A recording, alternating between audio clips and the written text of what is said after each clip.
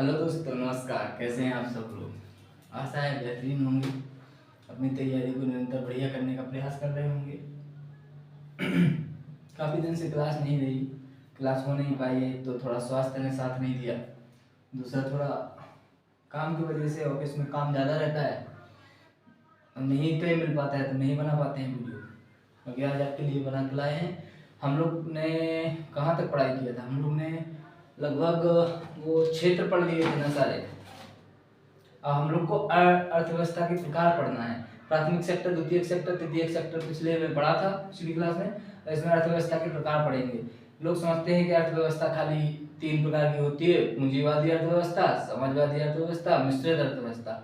जब question paper में यहाँ से दिखता है तो फिर यही कहने को हो जाता है कि यार पढ़ लेते तो बढ़िया रहता है, हाँ ये भी मतलब इम्पोर्टेंट था, ये भी पढ़ लेते, छोड़ दिए। तो इनको पढ़ना बहुत जरूरी है। जैसे अर्थव्यवस्था के प्रकार, सबसे पहले है प्रति व्यक्ति आय के आधार पर। देखो थोड़ा कम रहा होगा, छोटा छोटा अक्षर लिखा है, इसलिए लिखा है क्योंकि कुछ ज़्यादा चीज़ें बोर्ड पे आ जाए। क्योंकि अभी इतना डिजिटल बोर्ड तो है नहीं कि भाई इसमें पेज मतलब स्विप करने से दूसरा पेज आ जाएगा, उस पर भी लिखा होगा। तो एक बोर्ड है, उस पर हमको लिखना है, या तो फिर इसको पुश करो वीडियो को और दोबारा फिर लिखो, फिर प्ले करो, ये होता है, ऐसा करना पड़ेगा। तो इसलिए थोड़ा छोटा छोटा लिखा है। प्रति व्यक्ति आय के आधार पे 4 प्रकार का होता है। प्रति व्यक्ति आय के आधार पे 4 प्रकार। जैसे आपने देखा होगा कि आपका कोई दोस्त या तो बहुत गरीब होगा, या तो बहुत अमीर होगा, या तो मिडिल क्लास फैमिली से होगा। वही है इधर पे। एक तो होता है उच्च आय वाले देश, दूसरे होते हैं कम आय वाले देश, और तीसरे मध्य में 2, एक उच्च का मध्य, दूसरा कम का मध्य। जैसे उच्च आय वाले देश, उच्च मध्यम आय वाले देश, कम आय वाले देश, कम मध्यम आय वाले देश। अब जो कम आय वाला देश है उसको कैसे डिसाइड करेंगे? $146 से कम जिसका प्रति व्यक्ति आय है, 1046 डॉलर से कम। अभी डॉलर ही को ही क्यों पैमाना, मतलब इसको माना है, डॉलर ही क्यों माना है, रुपया में क्यों बात नहीं की? डॉलर में इसलिए बात की, एक तो क्या है ना, जो प्रति व्यक्ति आय है ये वर्ल्ड बैंक डिसाइड करता है। और वर्ल्ड बैंक डिसाइड करता है तो वर्ल्ड बैंक ऐसे पैमाने को डिसाइड करेगा। डॉलर ना ये एक तरीके से इंटरनेशनल करेंसी है। पूरे वर्ल्ड में कोई भी व्यापार होगा तो डॉलर में होता है। अब रुपया में तो खाली तुम भारत के साथ ही व्यापार कर, मतलब भारत का ही ये निकाल पाओगे, लेकिन अगर दूसरे देशों का निकालना होगा तो डॉलर में ही निकलेगा ना, रहेगा बात को। ऐसे कम आय वाले देश जिनका प्रति व्यक्ति आय $1046 से कम हो एक साल का। दूसरा है कम मध्यम आय वाले देश, मतलब $1046 से $4095 के बीच में हो आय। तीसरा है उच्च मध्यम आय देश, मतलब 4096 से $12,695 के बीच एक वर्ष का वार्षिक आय है, तो वो इस कैटेगरी में आएगा। उच्च आय में तो $12,696 से अधिक जिसका एक साल का प्रति व्यक्ति आय है वो उच्च आय वाले देश में जाएगा। अब सवाल उठता है कि भारत कहाँ एग्जिस्ट करता है? तो भारत है अपना, भारत का जो भारत की औसत जो आय है वो लगभग $2200 के समथिंग है। तो भारत कहाँ पे आएगा? भारत आएगा अपना कम मध्यम आय, मतलब 1046 से 4095, इस वाले दायरे में आएगा भारत। भारत गरीब देश नहीं है, समझने का प्रयास करो। थोड़ा स्वास्थ्य सही नहीं है लेकिन पढ़ेंगे अपन। आप भारत गरीब देश नहीं है। भारत का गरीबी का सबसे बड़ा कारण है गरीबी क्या, मुझे तो अगर मेरे हिसाब से, मैं अपने हिसाब से बताऊं तो मुझे लगता है भारत में जो भी समस्या है ना उसका मेजर कारण है भारत की जनसंख्या।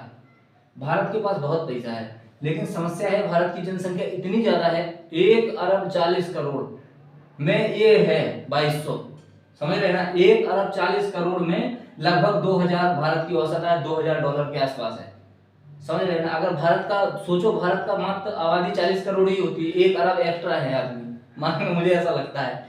अगर 40 करोड़ ही आबादी होती तो भारत कहाँ होता?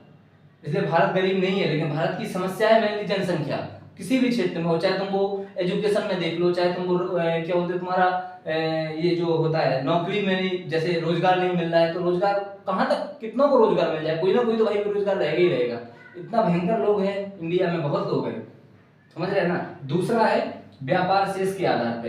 तो व्यापार शेष के आधार पे दिख रहा है ना, व्यापार शेष के आधार पे 3 प्रकार से अपन समझेंगे। सब व्यापार शेष में सबसे महत्वपूर्ण है तुम्हारा निर्यात और आयात। निर्यात किसको कहते हैं? निर्यात देखो शब्द से समझो, आयात मतलब आने वाला, मतलब विदेशों से जो चीज अपन खरीदेंगे वो है आयात, निर्यात मतलब विदेशों को जो चीज अपन बेचेंगे, आने में जो विदेशों से आएगा वो आयात है, लेकिन विदेशों को जो बेचेंगे वो तुम्हारा निर्यात है। तो शुद्ध हिंदी में पढ़ा रहे, इसलिए हिंदी शब्द इसलिए कहते हैं, इंग्लिश में तुमने मान लो पढ़ लिया, अब पेपर तुम्हारा हिंदी मीडियम में है, मतलब तुमको हिंदी मीडियम में देना है, और तुम हिंदी सिलेक्ट की हो भाषा, अगर हिंदी इंग्लिश में है तब तो ठीक है, लेकिन अगर प्योर हिंदी, अब उतना दिमाग नहीं चलता पेपर में, अगर तुम हिंदी पढ़ रहे हो ना, तुम export import export import export import और वहां निर्यात आयात भूल जाओगे।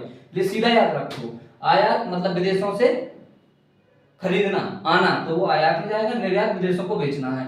ठीक, अब ये इतना समझ आ गया। अब संतुलित व्यापार देश कौन कहलाता है? संतुलित व्यापार किसको बोलेंगे? संतुलित मतलब इक्वल। इक्वल कब होगा? जब आयात और निर्यात दोनों बराबर हो जाए। ये दो ही कंडीशन में हो सकता है। आयात निर्यात कब बराबर होगा? या तो उस देश की इकोनॉमी क्लोज इकोनॉमी हो, अभी आगे समझेंगे क्या होता है बंद अर्थव्यवस्था। दूसरा होता है या तो मतलब जितनी चीजें वो दूसरे देशों को बेच रहा है उतनी ही चीजें वो अपने देश में ले भी रहा है, मतलब आयात और निर्यात एकदम सेम है। अगर 1000 का माल वो दे रहा है तो 1000 का माल ही ले रहा है, तो वो हमारा संतुलित व्यापार में जाएगा। अब आर्थिक व्यापार देश, आर्थिक व्यापार को इंग्लिश में क्या बोलेंगे? Surplus trade country. ये आर्थिक व्यापार देश का मतलब है कि ऐसे समझना, आर्थिक व्यापार देश का मतलब क्या है? निर्यात ग्रेटर देन आयात, मतलब जो बेच तो ज्यादा रहा है, समझ रहे हैं ना, वो अपना सामान बेच रहा है बहुत ज्यादा लेकिन खरीद रहा है बहुत कम, जैसे चाइना, समझ रहे ना। चाइना कहाँ आएगा? आर्थिक व्यापार देश में आएगा, मतलब वो दूसरे देशों को दे रहा है सामान, बहुत सारा दे रहा है लेकिन दूसरे देशों से ले कम रहा है अपेक्षाकृत। घाटा व्यापार देश में जैसे अपना इंडिया का मेजर सबसे ज्यादा आयात का करता है, क्रूड ऑयल हो गया तुम्हारा, तेल वेल ये सब खरीदता है ना। और निर्यात भारत देता कम चीजें, लेता बहुत सारी चीजें है, तो भारत घाटा व्यापार देश में आएगा, मतलब डेफिसिट ट्रेड कंट्री में आएगा। ठीक है। अब भारत का अगर अपन देखा जाए कि भारत सबसे ज्यादा चीजें खरीदता किस देश से है, तो जनरली चाइना से सबसे ज्यादा चीजें भारत में आती हैं, मतलब भारत सबसे ज्यादा निर्यात आयात किससे करता है? चाइना से करता है, और सबसे ज्यादा निर्यात किससे करता है? तो अमेरिका से करता है। ठीक है। सबसे ज्यादा निर्यात किस चीज का करता है? तो इंफॉर्मेशन और टेक्नोलॉजी भारत सबसे ज्यादा विदेशों को बेचता है। ठीक है।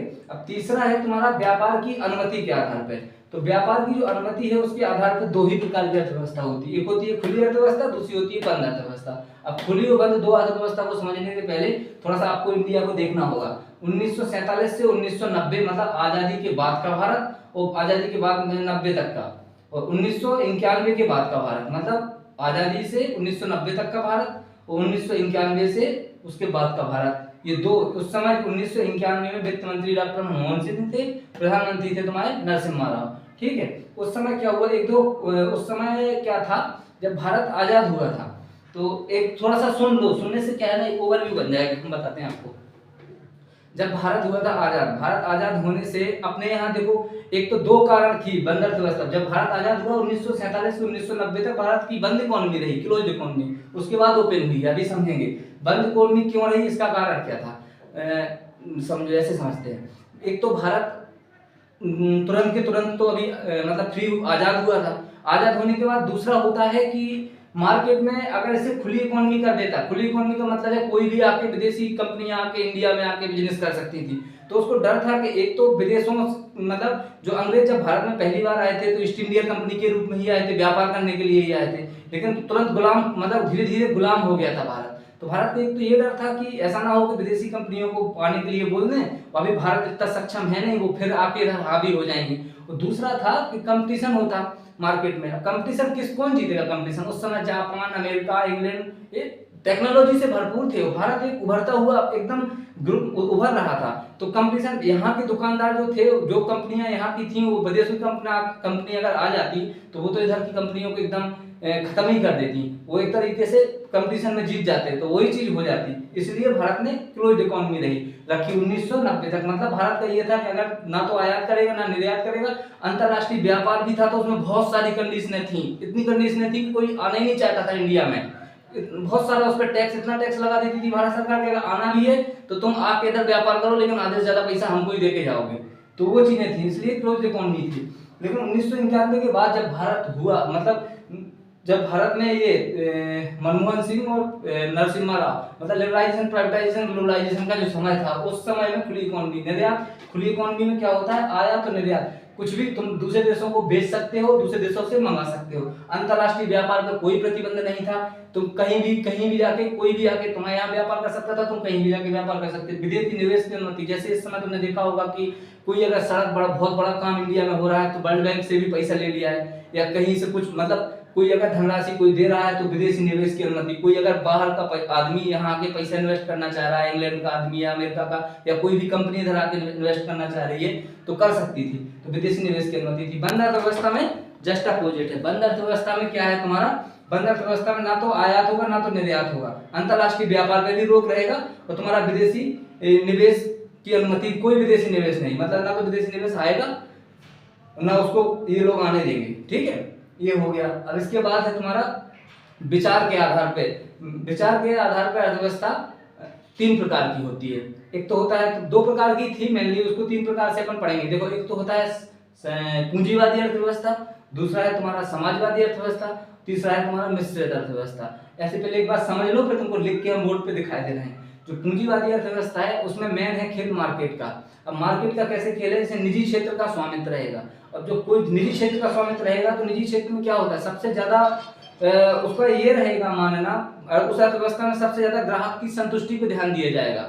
ठीक है, और तुम्हारा जो पूंजीवादी अर्थव्यवस्था है वो पूरा मार्केट चलाता है, उसमें सरकार का हस्तक्षेप बिल्कुल भी नहीं होता है। और ऐसे जो समाजवादी अर्थव्यवस्था है, समाजवादी अर्थव्यवस्था जस्ट अपोजिट है। समाजवादी अर्थव्यवस्था में पूरा जो भी अर्थव्यवस्था पे कंट्रोल होगा वो मतलब सरकार का होगा। सरकार का जो काम रहता है, सरकार मेनली क्या करता है, सरकार का मतलब है कि समाज का कल्याण हो तो उस कल्याणकारी योजनाएं लेके आएगी। पंचवर्षीय योजनाएं, जैसे ये सब क्या है, सामाजिक कल्याणकारी योजनाएं ही तो थी। तो सामाजिक अर्थव्यवस्था अभी लिखेंगे 3 पॉइंट दोनों के, पूंजीवादी अर्थव्यवस्था के और समाजवादी अर्थव्यवस्था के। पूंजीवादी अर्थव्यवस्था से मेनली तुम्हारा अमेरिका हो गया, यूरोप महाद्वीप के जितना देश है, लगभग ज्यादा देश पूंजीवादी अर्थव्यवस्था को फॉलो करता है। जो समाजवादी अर्थव्यवस्था है, समाजवादी अर्थव्यवस्था को यूएसएसआर मतलब सोवियत संघ रूस फॉलो करता था उनमें 1922 से। लेकिन सोवियत संघ में ये देखेंगे भी कि कौन कब कहाँ खतरनाक है, समाजवादी अर्थव्यवस्था कहाँ खतरनाक है तो पूंजीवादी अर्थव्यवस्था कहाँ खतरनाक है, वही सब देखेंगे अपन, बोर्ड पे एक पॉइंट लिखेंगे। समाजवादी अर्थव्यवस्था इतनी खतरनाक थी कि एक समाजवादी अर्थव्यवस्था में ये था कि समाज किसी को हल्का बुरा नहीं, मतलब अमीर और गरीब में फर्क नहीं करेगी समाजवादी अर्थव्यवस्था, सबको बराबर। जब सबको बराबर करेगा तो जो भाई गरीब आदमी फिर क्यों मेहनत करेगा, वो तो कहेगा सरकार कभी गरीब हमको होने नहीं देगी, जो अमीर है उसके बराबर ही रखेगी, तो हम क्यों काम करें। तो ऐसी स्थिति 1922 से ना 1922 से तुम्हारा 1991 तक यूएसआर कई क्षेत्रों में बट गया। उसी का एक टुकड़ा रूस है, समझ रहे ना, रूस पहले यूएसएसआर हुआ करता था। तीसरा है तुम्हारा एक साम्यवादी अर्थव्यवस्था, वहां और समझ लो। साम्यवादी अर्थव्यवस्था में जैसे तुम्हारा कौन आता है, साम्यवादी अर्थव्यवस्था में चाइना हो गया, साम्यवादी अर्थव्यवस्था में तुम्हारा उत्तर कोरिया हो गया, साम्यवादी अर्थव्यवस्था में तुम्हारा वियतनाम हो गया। ये साम्यवादी अर्थव्यवस्था किसे बोलते हैं, जहां पे एक पार्टी के शासन हो, समझ रहे ना। एक कैसे शासन, देखो ऐसे होता है, जैसे चाइना है तो चाइना में पार्टी एक ही है, उसी एक पार्टी से ही कोई ना कोई राष्ट्रपति चुना जाएगा, 2 पार्टियां नहीं है। कैंडिडेट भले चुनाव में 2 खड़े होंगे लेकिन उनमें से जीत उसी पार्टी के किसी एक को ही दी जाएगी, मतलब उसी एक ही पार्टी का कैंडिडेट सिलेक्ट होकर राष्ट्रपति या प्रधानमंत्री जो भी होगा वो बनेगा, उसको साम्यवादी अर्थव्यवस्था कहते हैं। ठीक है, ये आप एक जितना लिखा है उतना अपनी कॉपी में नोट कर लो, जो हम बोले उस बात को ध्यान से सुनते जाओ। सुनने में भी हम लगभग सारी चीजें जो बोर्ड पे लिखे हैं वो बोल भी देते हैं। ठीक है, इसके बाद है तुम्हारा ये विचार के आधार पर अर्थव्यवस्था, अभी इसको लिख रहे हैं। 1 मिनट।